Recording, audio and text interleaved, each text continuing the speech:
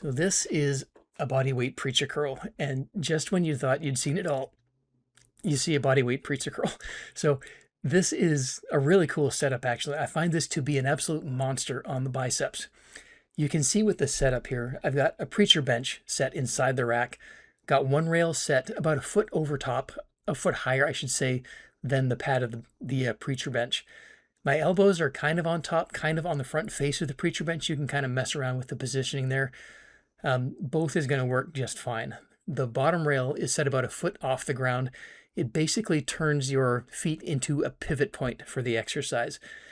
You can use the quads to assist with the exercise at some points, especially as you fatigue, but the goal is primarily to just use those feet and legs as the pivot and really focus on pulling with the biceps as you're coming up.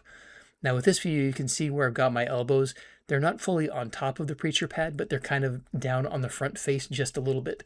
I'm gripping underneath and around and onto that other side safety rail.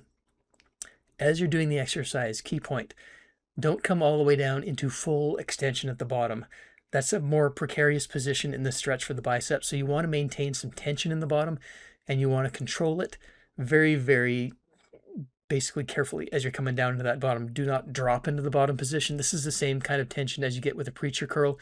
You want to maintain tension in the biceps as you're coming into the bottom and don't fully extend the elbows. You want to maintain that tension, pull all the way up to the top, and then really try and fight to get a high position as you get to that top of the exercise. And that's when you can really use your quads to extend and contribute to the exercise and basically self-spot and pull yourself up as high as you can. This one just lit up my biceps, really one that I'm going to use pretty regularly here. It really absolutely works. I've also put together a free 3-week specialization training program for you. Check the first pinned comment below for details.